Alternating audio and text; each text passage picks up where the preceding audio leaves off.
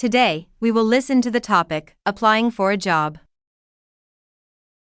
Come in, come in. It's Miss Wallace, isn't it? Yes, that's right. How do you do? How do you do? Please take a seat. Thank you very much. Well, I've got your application form here. I just want to check the information. Is that all right? Yes, of course. Now, you're 28, aren't you? Yes, I am. And you aren't married, are you? No, I'm not. Yet I'm engaged. Uh-huh.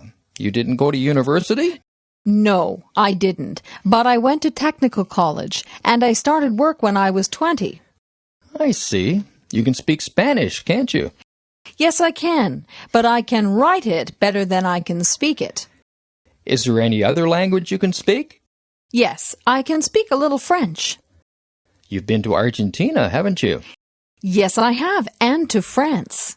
So, I see. But you haven't been to the Middle East, have you? No, I'm afraid I haven't, but I'd like to.